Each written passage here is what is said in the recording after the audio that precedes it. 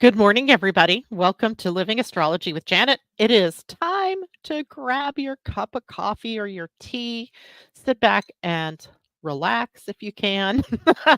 And let's talk about what is happening up in the stars above for this week, the second week of October. So I noticed everybody's Johnny on the spot this morning early and in the chat talking about all kinds of things. I love it. LS, we are so glad to have you with us and are so grateful that you guys are getting help in that part of the country. As in times past, that hasn't been the case, right? So hopefully that keeps coming in and everybody keeps recovery at the very forefront of their minds. If there is anything, LS, that you know of that we as listeners can do to help, please let us know. I know a couple of people on Friday Friday were asking, is there a fund that we can donate to, that type of thing? So if you have any of that information, that would be great. And you can share that in the comment section down here this morning. Debbie Tibbetts Tumiel, good morning to you. Diana S., good morning. She says, sending love and light and healing to all. Debbie says, glad that you survived all of that. May your future be brighter with each passing day, and many blessings to you all. I think that's a sentiment that all of us share for any part of the country, any part of the world that is suffering through. And now we have Milton out there in the Gulf turning into a monster hurricane. Hopefully lightening up before he actually makes landfall anywhere. We shall see what happens later in the week with that. Good morning, TD Hawk, and good morning to you, Amy. Good to see you with us. Good morning, Narges. And TD says, so glad FEMA is helping. And Tina Wildenauer, good morning to you. Amy D says, agreed. Good morning, Christine Buckingham. Lots of you checking in this morning. I kind of like that. So this morning, this is a week that is, I was looking at this week originally back in September and thinking about all the things that are changing in the midst of this week, and thinking that this was like a pivot week, right? That the winds of change blowing through, and as they do from time to time, kind of giving us that feeling of this rag doll, right? We're going back and forth or forward and back, whiplashing as it were, and how it is that, working together in a situation like we have here where I can share with you ahead of time what is happening, that we can make choices to move through any of the disturbances in a way that is more peaceful and also in alignment with our higher selves. Although that is difficult in the heat of the moment, right? I mean, we have hurricanes bearing down on parts of this country, we have war going on, and bombs flying, and all kinds of chaos that is out there. But yet, in the end, we find ourselves as the creators, the co-creators in this particular universe that we're in. So what can we do? Well, we can tune in, right? We tune in to what the energies are. And today we're going to be talking about the usual, the moon in Sagittarius, and as well a couple of transits worth noting that actually are today, and they're very positive ones. So they kind of underneath all of the crazy other things that'll happen, are setting a tone that we can hopefully, grab onto, and to keep remembering that there is a grander plan that is in play. And then we're going to talk about the gene keys. Remember, this month and into early November, we have the gene keys moving, or the sun and the earth moving through human design's spleen center. And in the gene keys, we can actually see how the gates of the spleen center really are energies of shadow and gift and city. So we can kind of see the holographic nature of the energies that we're in, giving us opportunities to punch into the shadow if that's where you want to be, the gift if that's where you want to be, or aiming higher into the city if that is your goal. And of course, this week's gates are no exception to the whole scary kind of field of energy that's out there. as the gene key 57, which is on the spleen center. It's the gate of intuition or instinct, which of course is related to fear itself, right? Our instinctual intuitive awareness developed as a survival mechanism. And that fight, flight, or freeze kind of energy that we feel naturally in stressful situations comes from a time in our evolution as human beings where fear is what kept us alive, right? Now, that fear is, we don't have the same pressures as we did in our earlier evolution, so those fears morphed into what we would think of as false evidence appearing real, the acronym of fear. And how is that impacting us? Because it is impacting us every minute of every day. And during this part of the year, we really can tap in and see what that impact is. So we're going to go through that. And then, as a balance to the sun into the gate 57, the earth is sitting at the gate 51 or the gene key 51, which is called the gate of shock. So we have shock, we have a nice way to put that is awakening, and awakening along with instinctual awareness. I think we have sort of this idea then that some of the fears that we may be looking at, which are kind of future focused, right? What's going to happen tomorrow? What's going to happen during the election? What's going to happen after the election? What's going to happen in Israel and the Middle East? Those kinds of fears come up to the surface as we look down into the future and see, is it bleak based on, what we see with our eyes at the moment or hear with our, our senses? Or is there a higher purpose behind everything? So we'll break all of that down. So let's say good morning to people who are checking in behind. Good morning, Natasha. I was thinking of you this weekend. Good to see you. And Joan Durchie, hello to you. Energetic Remedies, hello to you. Teddy, good morning. Had to re-enter password. Yeah, I went to go to Facebook on my phone yesterday, I guess it was, and I have to use my password, and I don't even know what that is. I just took it for granted that I was always able to log in. Who knew? Asa, good morning to you, and it is good to have you with us this morning. Okay, and anybody else out there listening, thank you for joining us. So we start today with the moon in Sagittarius, a fire sign, the fire sign of truth, the fire sign of freedom, the fire sign of I'm right, you're wrong. Listen to me. Uh, in the negative, of course, not necessarily in the highest expression. So let's take a look at what this moon might bring for us, because this is a sign that is ruled by Jupiter. And Jupiter has a tendency to magnify, amplify, expand, see things from the higher perspective, and kind of push us to see things from that bigger perspective or broaden our horizons, I guess you could say, and seek new experiences in all of that. So during the transit of the moon through Sagittarius, there is a focus on exploration, both mentally and physically, as Sagittarius is really encouraging the spirit of curiosity and the desire for growth, bringing them together. So thinking of life in terms of possibilities, what is possible. So let's break down some of these themes and see how they might play out. So the first theme, of course, adventure and exploration. One of the reasons I really love Sagittarius is the sense of adventure and that desire in within the sign to break free from routine, right? How would it be if we just broke free of all of the habits and routines that we use every day, right? What would it be like? And in you and me at this point in time, we may feel this strong urge to explore new ideas or activities that allow us to expand and to experience life from a different perspective, maybe in a broader way, right? So we want to go broad when it's Sagittarian energy. So, it's a great time to plan something different, maybe a trip or exploring something different outdoors, or simply just taking a new route in your daily routines, doing things out of order for the next couple of days.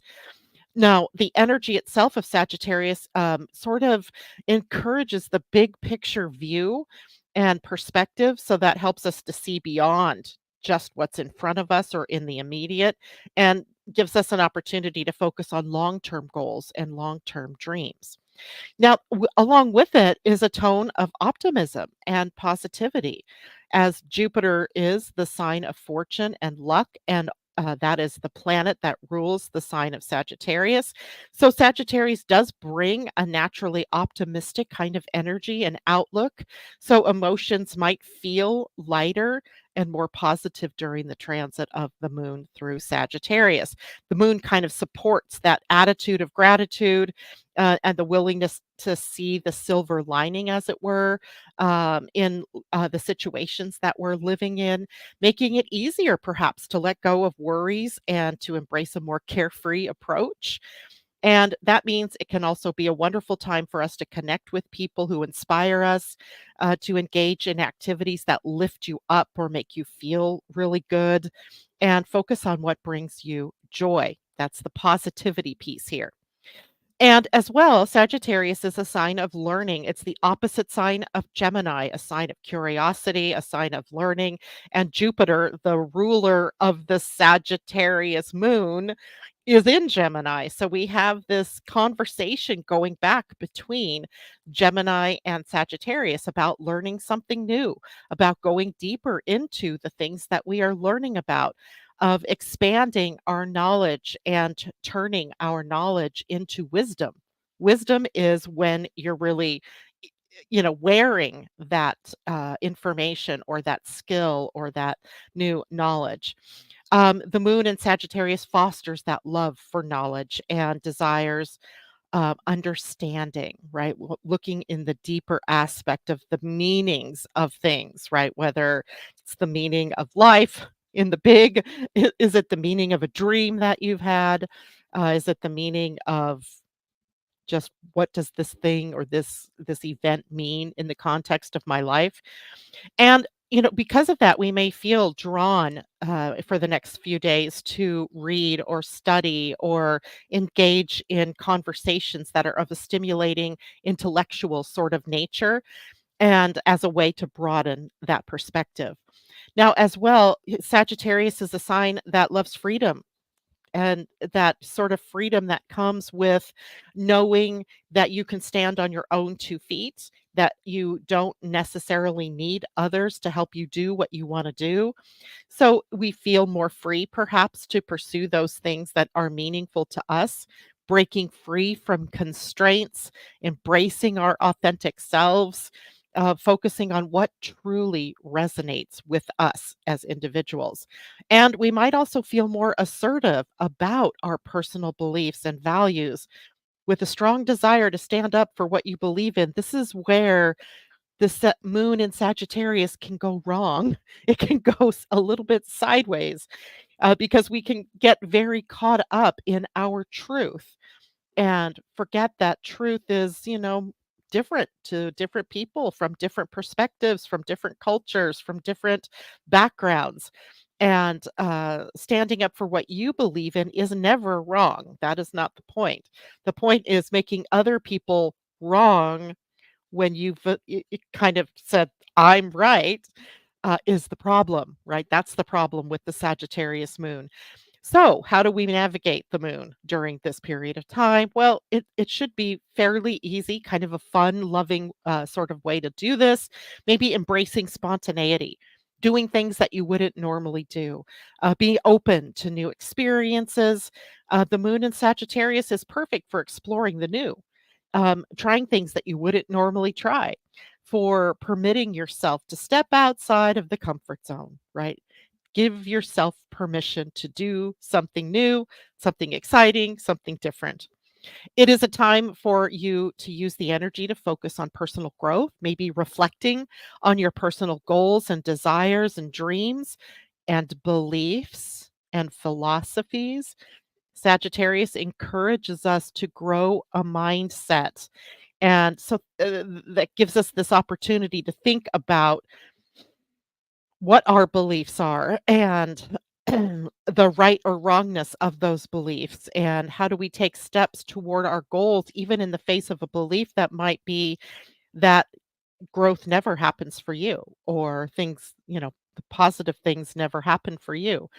So we get an opportunity to see things maybe from a completely different perspective. It is a time to connect with like-minded souls, right? People like us all here who have this sort of love of astrology, human design, the gene keys, divination, metaphysics, right? The spiritual world. It's a great time to do this, to connect with others, to get into your groups of people that you know and have conversations, embracing a sense of adventure, but also seeking new knowledge and enjoying everything in life with an open heart, right? An open heart. Fire signs are heart signs, right? All right. So, any questions about the moon in Sagittarius? If so, you can let me know that down here in the comments. Um, Now I'm going to head to what are the two biggest transits happening this week before the crazy changes happen. Because if you can look at, and by the way, these are positive aspects that are happening. They're trines, and they are with inner planets and Jupiter. And that means that if we really tap into the goodness of the trines, or the benefic energies of the trines, it gives us a perspective or maybe a grounding for how it is that we can actually move through the big changes coming later in the week. All right. So, and there are always changes. So I don't mean to say these changes are different, but they're coming like sort of stacked on one another. And that's when things can really feel out of our control and where we can feel, that ragdoll effect. So, what can we tap into? What can we remember that was of goodness, that was of peace, that was of order, that was of rightness before we get to the crazy, right? And there are two transits for us this week that happen the day before we start the changing atmosphere. So the first is Venus in Scorpio, trining Mars in Cancer. So we have water and water. A trine is always going to be a like element, and the energies see each other in their best, in their highest energies, right? In their most productive, in their most joyful expression. So when we have water, we have a harmonious flow of energy with a trine. So Venus and Mars are both focusing on emotional and relational dynamics. This is what water is all about. And then the second trine that we're going to be looking at is Mercury trining Jupiter. So Mercury in excuse me, in the sign of Libra, trining Jupiter in the sign of Gemini. So communication and intellectual expansion. So we have these two base energies beginning the week that can help us get through the rest of the week. So let's break down Venus and Scorpio trining Mars and Cancer first.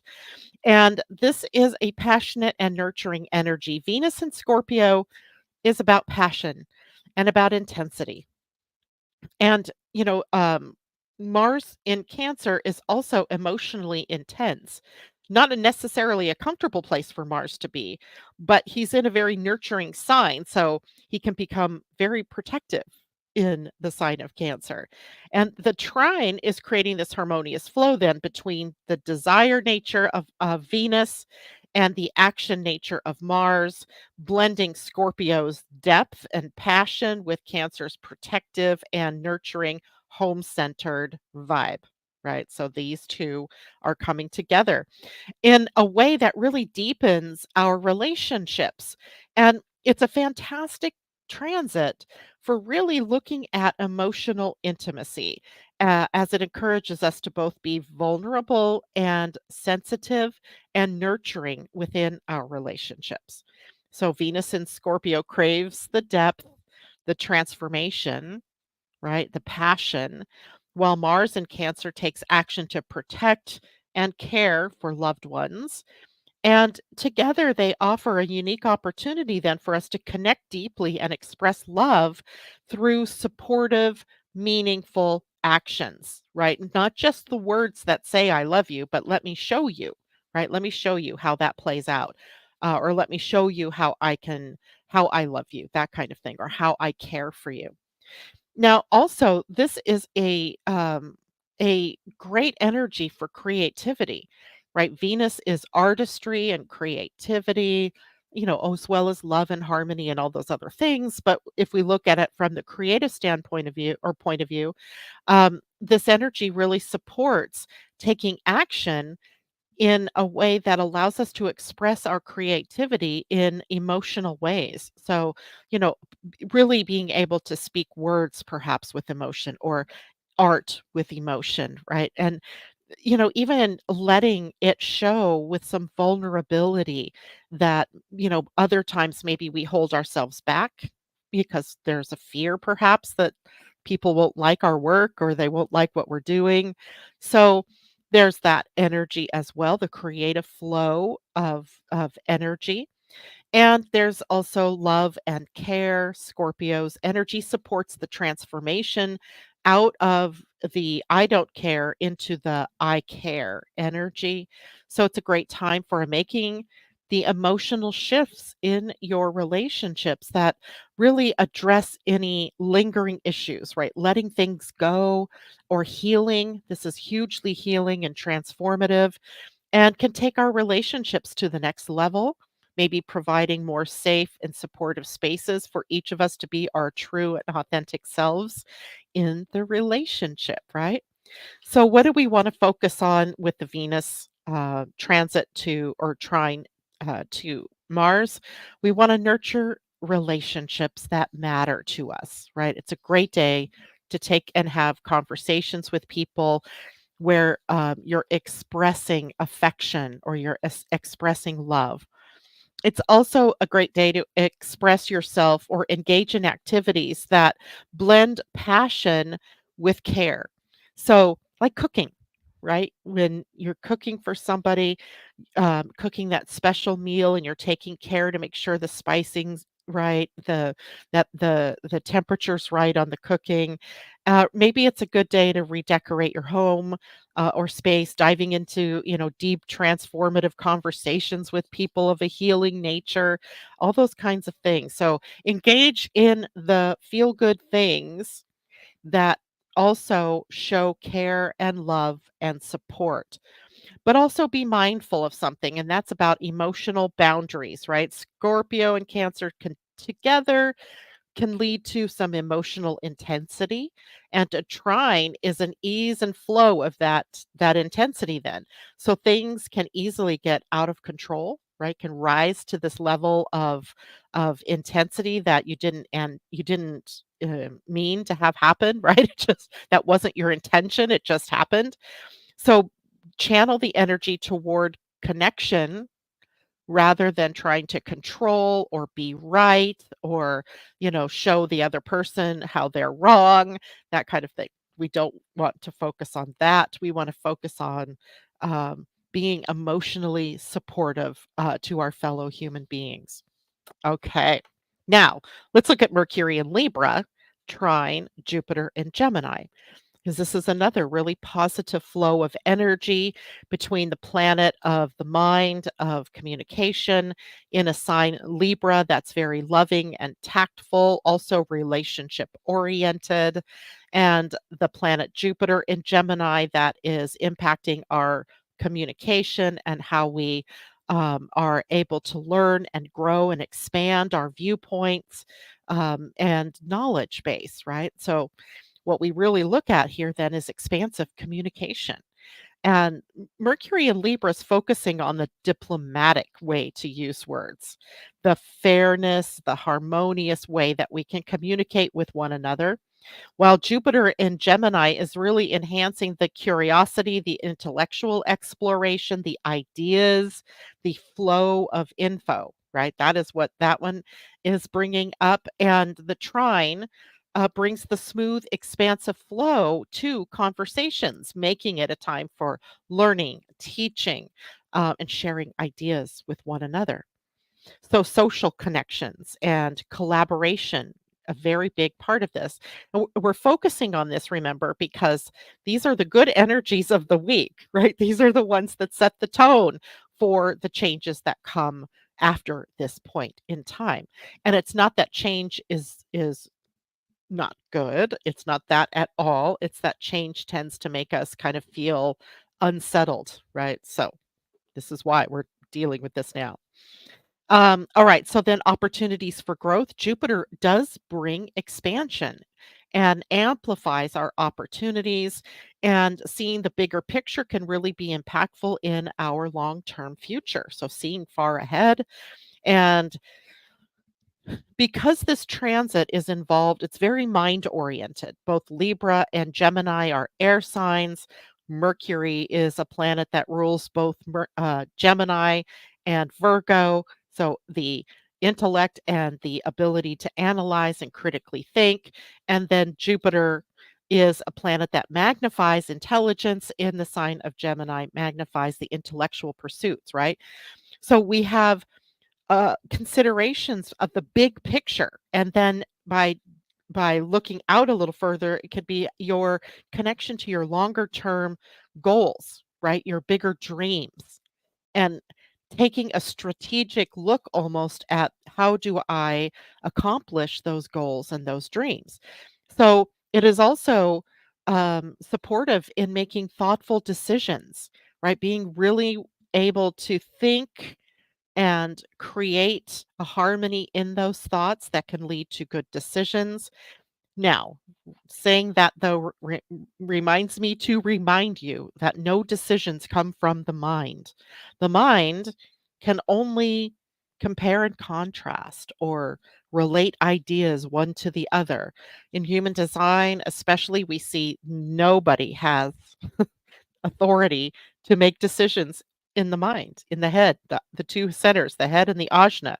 Those are awareness centers, and a center that would be kind of like the computer that can take in information, analyze information, and spit back out some kind of info, but isn't really the best place to make decisions. That comes lower in the body.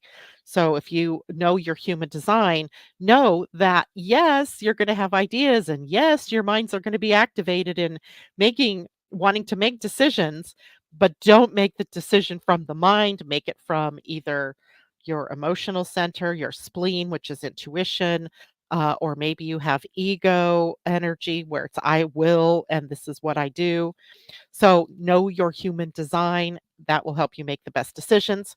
So, what to focus on? Um, First of all, this is energy that is very much about communication. So, having discussions, right? Talking, writing, sharing, social media, social connections, actually, literally face to face connections. So it's a good day for meetings, negotiations, social events, rewriting contracts, exchanging knowledge, right? Plain and simple, right? It's a day for doing all of that. And it's a day for us to think big. Think outside of the box, but think big. Jupiter's influence makes it easier to see the connections to the long term or to the bigger picture, not just what's right in front of us, right? The broader implications of life on planet Earth and your decisions and how you can strategize and energize new possibilities for yourself at this point in time. So, of course, then that also makes me remind you that don't overcommit, right? Jupiter's energy can feel so good, so positive, so optimistic that we can overcommit our time, our energy, our resources, and scatter that energy, losing focus, feeling anxious, too much going on in our heads. So, aim for balance and harmony in um, how much information you take in, how much communication you put out, but also in decisions that you might need to be making. So this is a theme of the day. Actually, for tomorrow, this all is tomorrow's energy, but we're feeling it already. Emotional and intellectual balance, right? Keeping the mind and the heart sort of in balance. Creating harmonious growth and connection in our relationships. Integrating both the depth possibilities as well as the broader perspectives, right? The moon with the moon in Sagittarius, we want to go deep and we want to go broad. And the other two energies, Venus trine um, Venus trine Mars and Mercury trine Jupiter are also looking at breadth, width, how wide can I go, and also depth, how deep can I go. So there's, this early part of the week is really good for meaningful conversations, for depth in your relationships, for expanding thoughts and info. Just remember that we're here to connect heart to heart, right? And if you've got your head stuck in a book, you're missing something in the way that you can relate to others. All right, good. Let's see questions. TD Hawk says, "Well, this morning I got hit with a huge crystal clear truth about something that had happened years ago. It was like a V8 moment. I know, I could have had a V8. I love those moments, and those are absolutely possible in all of this stuff that's happening, because remember, a lot of what's happening, behind the scenes is our shadow energies coming up, our fears, our past. um, we're looking toward, releasing so that we can let go, we can move on. So it's absolutely those kinds of things that really bring clarity. This energy brings that clarity, sometimes not very comfortably, but yes, it's there, right? Good morning, Londa. TD goes on to say, "Had not even been thinking of it, just believe it came up. So I had the opportunity to let it through and out, and nodded at it and took that opportunity." Good for you, Tamara. I love that. Karen Brackett, good morning. "Tuned in to hear, maybe you feel like good things never happen to you. Damn, in the exact moment I was lapsing into panic mode again. I've been so scared for days." And we're going to talk a little bit about that, Karen, because I'm telling you, I, like you, have been up and down, into the fear, into the ready to dump everything in my life and go on to do, I don't know, some kind of pilgrimage to Alaska. I mean, I don't know, right? Getting away from it all. Um, which is why it's important for us to know what it is that those triggers are coming from, and what it is that it can bring up for us, and the reason behind it all, because this is all evolutionary stuff, right? But it's also so important to understand that we're never left in just the dumpy dumps. There's something going on that acts as the balance to this. Always, always, always. Even in your own personal chart, when you're being, or in your own personal life, when you're being barraged with things one after another. And, people, I know some of you out there have had this going on in your lives. There is something good that actually is holding a balance to that too. It's just harder to see. It's just harder to see in those moments sometimes. So Karen, absolutely don't lapse into panic. Take life by the reins, and, decide for yourself who you want to be in all of this. Natasha, "Living a life of Mars and Cancer has been a gift." Asking the bigger questions of, why is there conflict? Yeah, there's conflict, right? That's life. Paulette, good morning to you. All right. Now, having gone through what's the good basis for the week, let's go in, yeah, and underneath it all, this time of the year, all of our shadows are being triggered, right? And the ones that trigger are very survival. And the best tool that I know of to look at those shadow energies is through the gene keys. Because the gene keys take us into the shadow, and then the gift, like, how do we move out of the dark and into this light? And how do we take that light and make it even bigger, a beacon perhaps of something for the world? And, all of this is so possible for every one of you, for every one of us on the planet even. But, it takes some work. We have to go through the dark nights of the soul. We have to go through the pity parties, and I've been on a few of those lately. Um, so here we go. This week we enter into, again tomorrow, we enter into a new week in human design, or the gene keys, either way you want to look at it. We're going to look at it through the gene keys though. And that is the sun's move into the gene key 57, which is the pathway from unease to clarity through using our instinct or our intuition.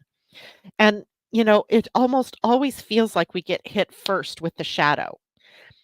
And maybe that's just part of our evolution being here on the planet as human beings, right? We get hit with the shadow part first, perhaps. And, we've been living up here, in our clarity or in intuition. And then something happens that we didn't see coming. And now we're questioning our intuition, right? That is a minor thing in the grand scheme of things, but it's what happens. And this shadow of unease is there and prominent during this period of time. It relates to the deep underlying feeling of anxiousness or restlessness that we have in our very DNA, right? It's the simmering, bubbling energy below the surface. An instinctual fear, perhaps, that manifests as a vague sense of something feels off, or that danger is near, the prickles, that come up. And the unease really stems from an overactive survival instinct where the mind and body are constantly on alert, right? We've had this, I know you've had this feeling because I've had this feeling. And we're scanning for threats. What is it? Where's this coming from? What's this related to? How am I going to survive this? Right? So in a way, the gene key 57 or the gate 57 taps us into the fear of the future, our very survival in the future, right? The fear. And it can be paralyzing fear for some people. Hopefully not for you, but if you have paralyzing fear that leads you to completely get caught up in a cycle of worry and mental tension, you're not alone, right? This is happening for everybody. Even when there's no immediate danger, like, you feel that vague sense, you feel uneasy or unsettled, and it can drain your energy and it can affect your ability to make clear decisions because you're tempted to make decisions or not make them, such as the case may be, based on this fear that you can't even really name, right? So it can cause us to become hyper vigilant, distrustful. Living in the shadow of unease creates that sense of I have to be watchful in every moment for everything. We might find it difficult to relax, ah, to trust our environment, to trust the people in our lives. And it then can create barriers to relationships because we have this constant state of alertness and it can prevent us from fully connecting to others. Remember, we have this other good energy that's helping us with this connection. But if we end up tapping into this fear, then we've created the boundary or a barrier to being in those relationships. Now, how does it feel if you're living in the shadow? Because that's the important thing, right? If you recognize what it is you're feeling, then you can choose to move that into the gift, which we're going to talk about in a minute. And it feels like a vague, nagging feeling that something bad might happen, even if there's no clear reason for it, right? Just that nagging sensation, a sense of restlessness or a difficulty in trusting your surroundings, tension, worry, particularly around areas of safety and security. And that can also take us into worry around finances because our security is based in this earthly domain on money, having enough to pay our bills and to eat and to take care of ourselves, right? So here are some questions, and I'll do the same as I did last week when we went into the gate or gene key 48 and 21. I will post those after the broadcast is produced in the Facebook group for you to take a look at. Here is the questions for reflection, right? Because they help us tune in. In what situations do you feel most uneasy? And why do you think that is? So, in what situations do you feel most uneasy? And why do you think that is? And the second question here, how does this underlying sense of unease affect your relationships and decision making? How does this underlying sense of unease affect your relationships and decision making? And again, if you're missing the questions, don't worry, I will post them out.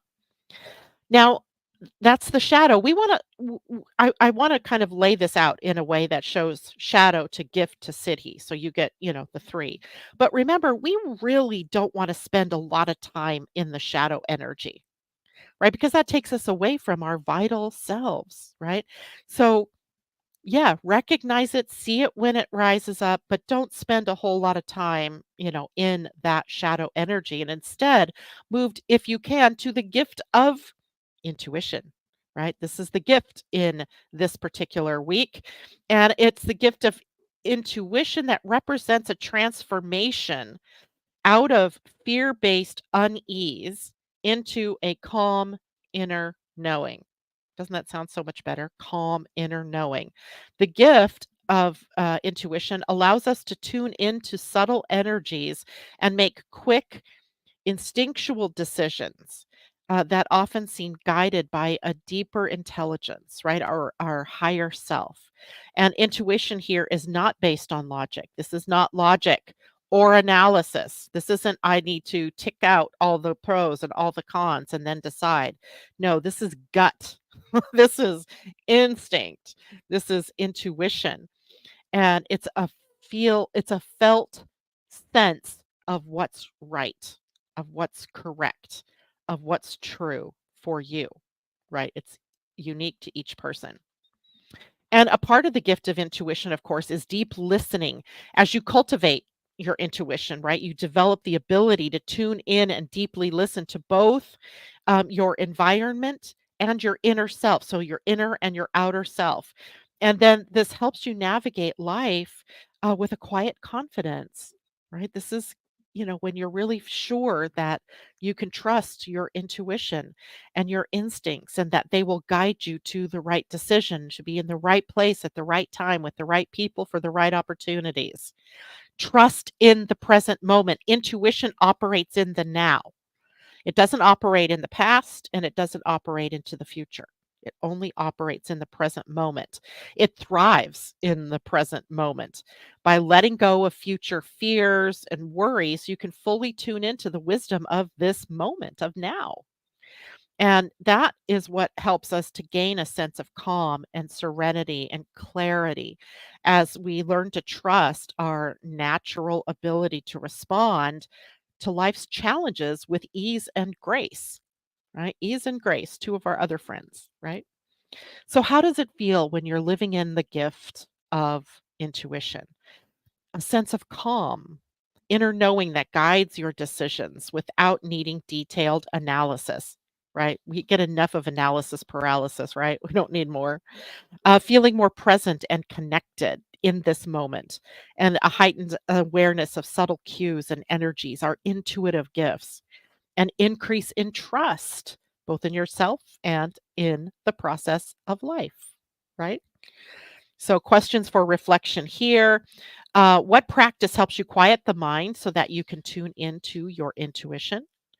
And when have you felt most connected to your intuitive sense and how did it guide you?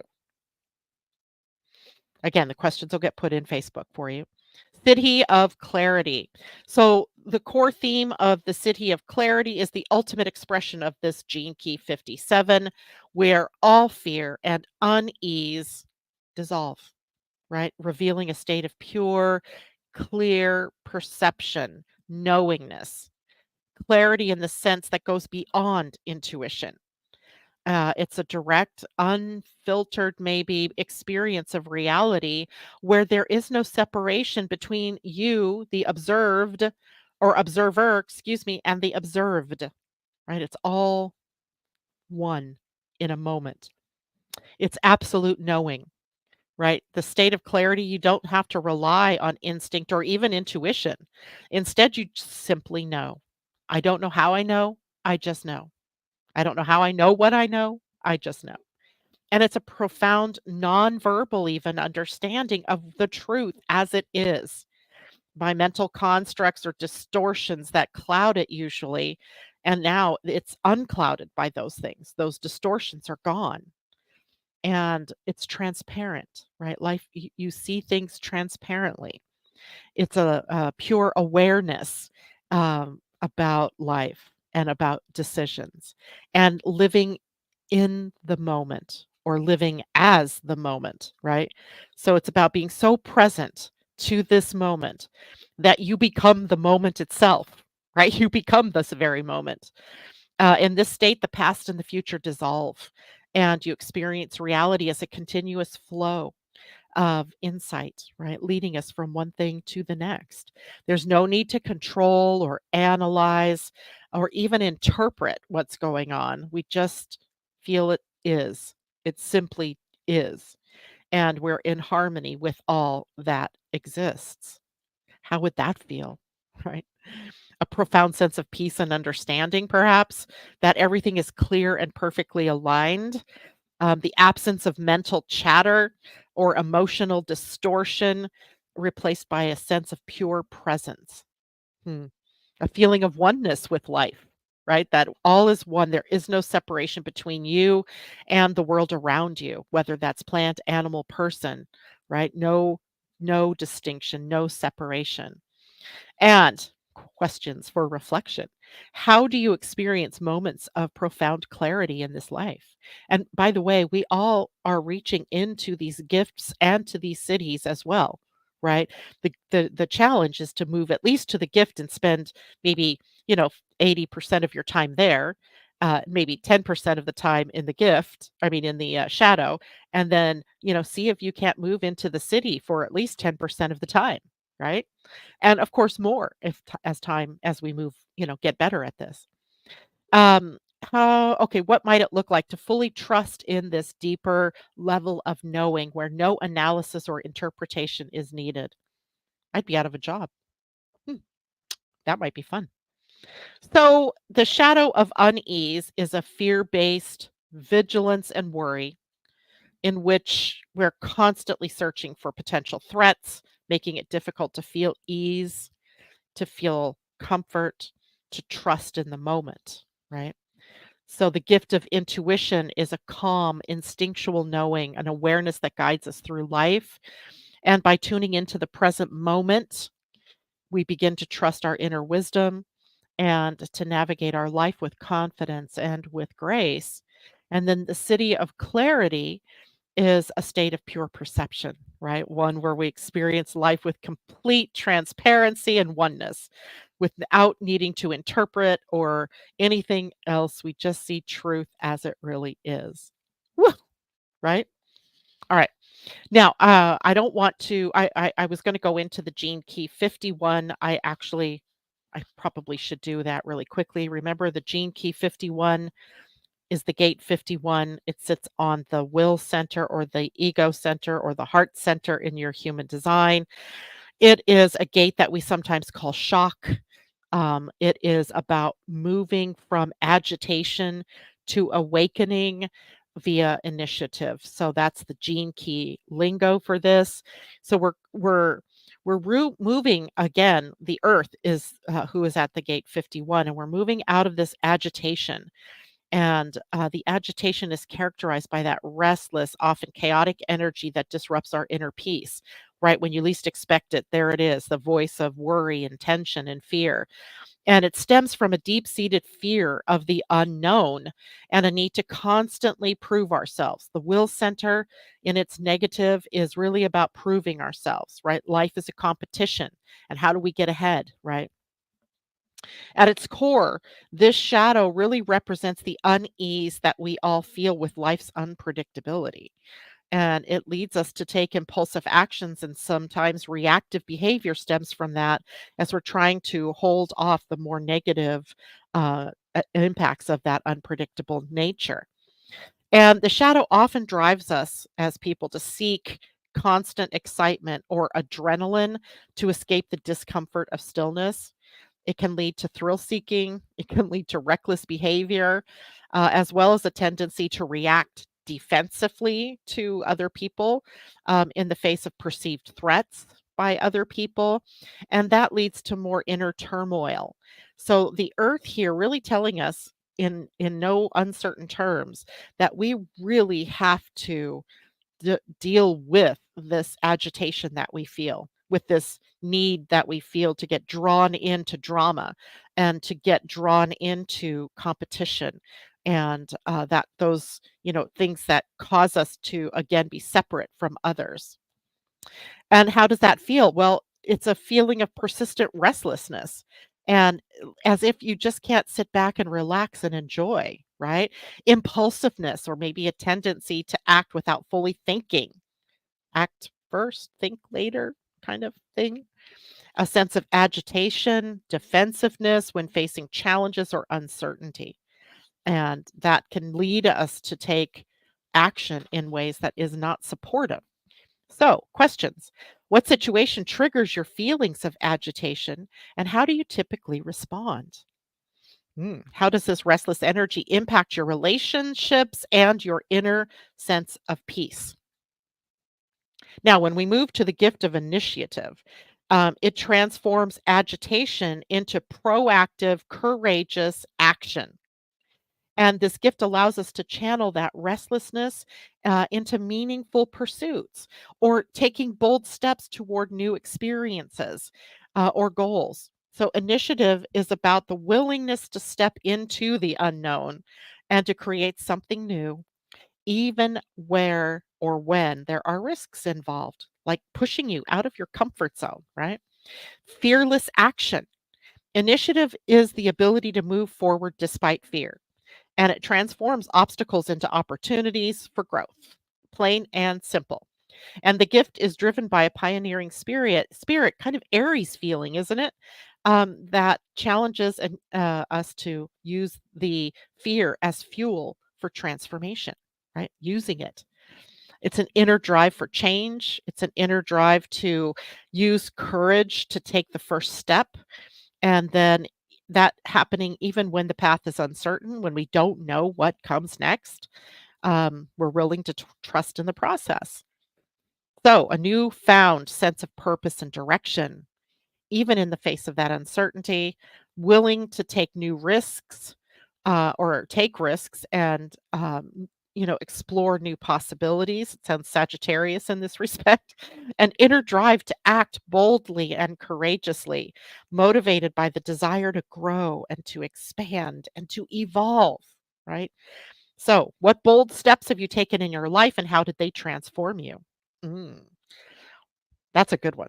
Where can you channel your restless energy into meaningful action or creative pursuits? And then finally, we get to the city of awakening.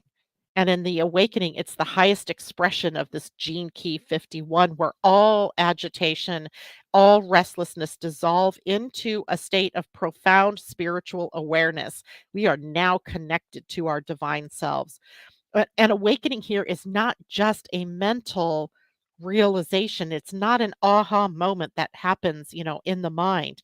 It is a full-bodied experience of merging with the divine, of awakening to the truth of your existence beyond the ego, right? That connection in that higher realm.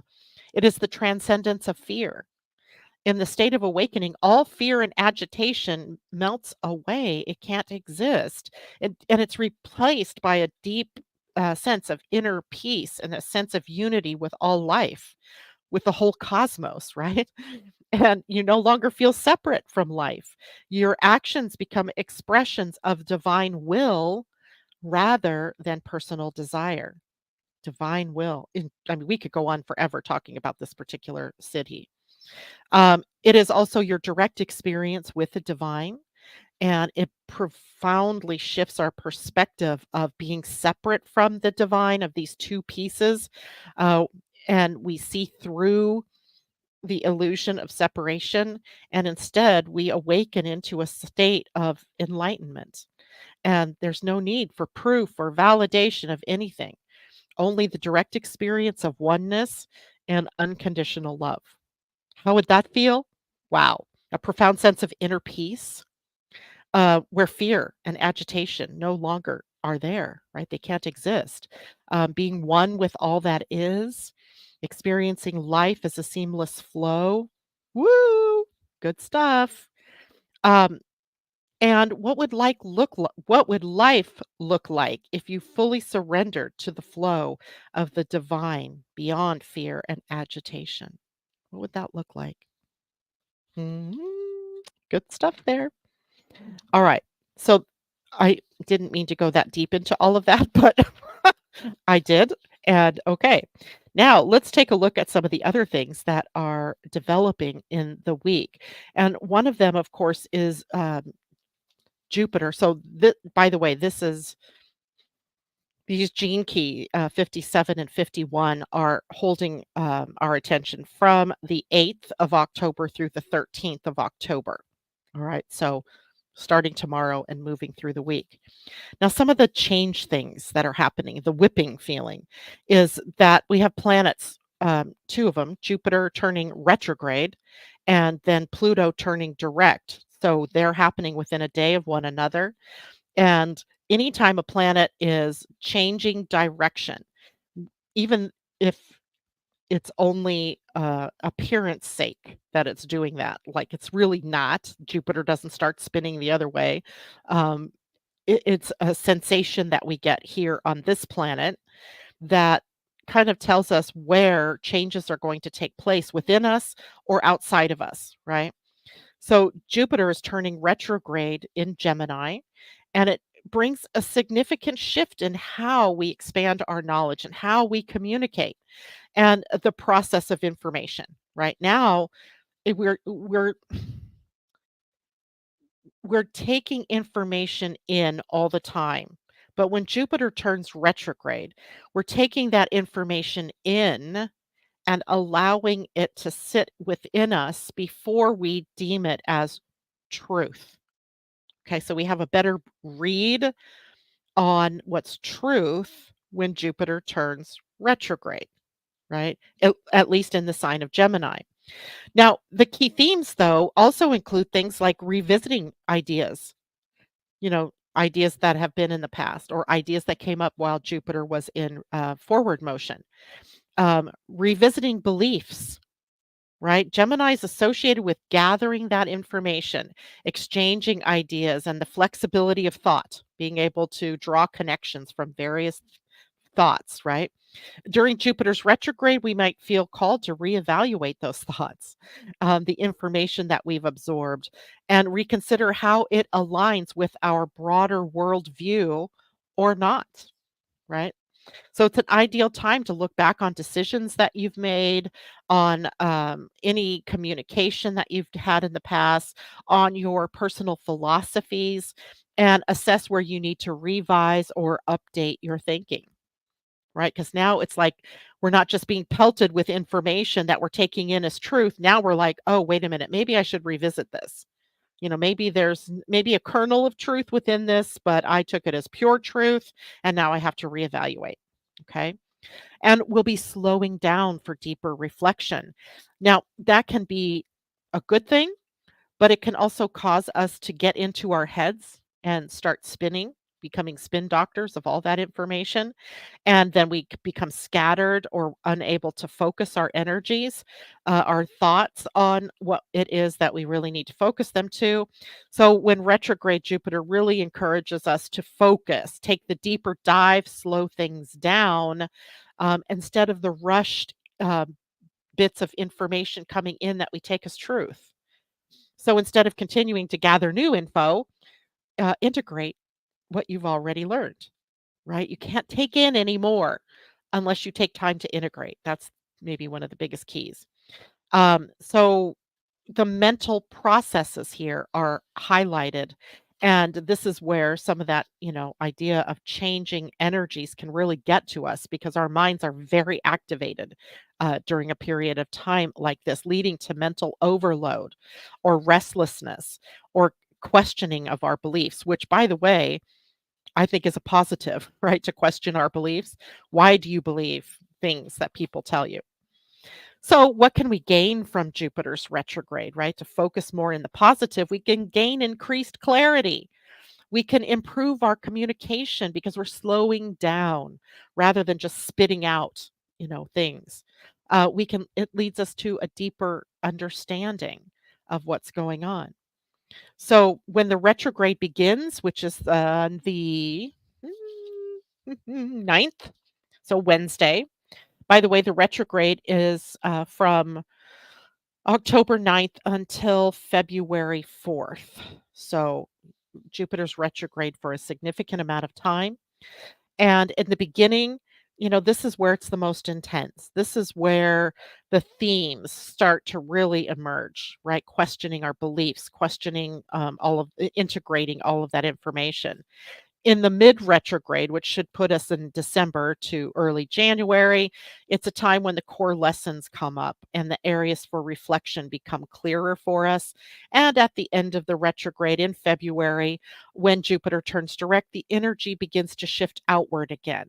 And we then begin to share a clearer sense of direction and share with others the experiences of a new level of beliefs and philosophies where we have been able to review our learning, review communication, focus on integration, and maybe even reassessing social and intellectual circles, people that we are aligned with, that kind of thing. I'm going to go a little bit past 9 a.m. this morning because I also want to talk about Pluto's turn to direct motion at 29 degrees of Capricorn.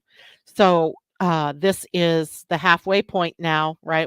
He turned retrograde way back in June, but now, he went retrograde back into Capricorn, and now we're halfway to the point where he's going to be moving into Aquarius for the final time in our lifetime. For the final time, meaning he isn't retrograding back into Capricorn. And he's been in Capricorn since 2008, and we've talked about a lot of the power dynamics, the authority figures, the government changes, the societal structures that have been forced to change or been pushed out of existence, right? And now that Pluto's moved direct in, or will move direct in Capricorn on Thursday, uh, the focus will be on consolidating and completing the deep structural changes that have been in process over the past 16 years. Now, you as an individual might not notice it as much as the bigger, wider world.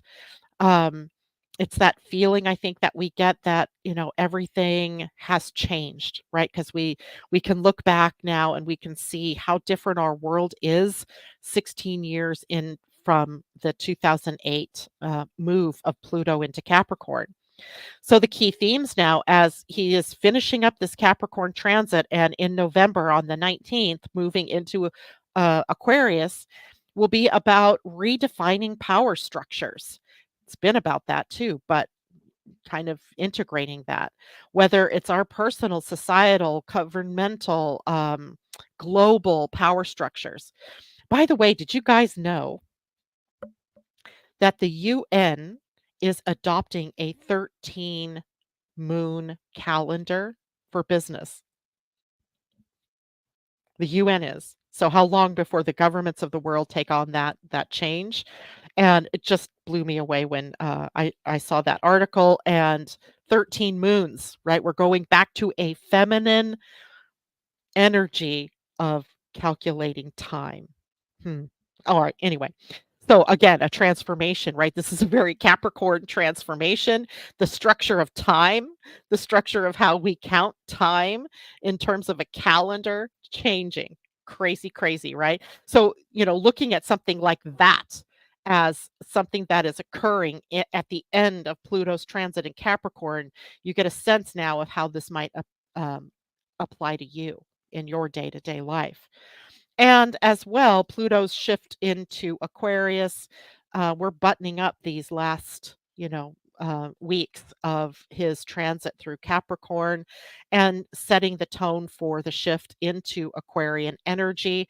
And again, we may feel like we're whipping a bit as the planet Pluto in direct motion now begins to show us changes in the outer world. Right. So the structures and things that will fall in the outer world as opposed to the integration time that we had for the previous retrograde station. And I think we'll talk a little bit more about this on Friday because there's so much more that we could talk about. But 13 moons. Yes, Karen, absolutely 13 moons. I'll share the article because Tam sent it to me, and I have the link on my phone. I will share that with everybody so you can read about it. It's fascinating, right? If the UN goes to, and the UN, is an important agency, a collective of people from around the world. So how much longer will it take before that trickles down into everyday life? 13 moons. 13 moons, meaning all of the months would now be 28 days, and they would be based on the cycles of the moon, and 13 of them would be the year. Instead of a 12-month year, we have a 13-month year, and we'll add a day. I think that they plan to add the day to the first day of of January, something at the very last day of the year, there would be 1 extra day rather than a leap year so that, I don't know. Anyway, it's just fascinating. Take a look at it. And yes, we'll talk about it more. Okay. Thank you so much for joining me this morning. I have so much more to say. I don't know how I can spend all the time talking and that hour goes by so fast. So, yeah, maybe I'll write something up about this stuff. Um, all of you take care. Have a great day. I'll see you on Friday. Bye for now.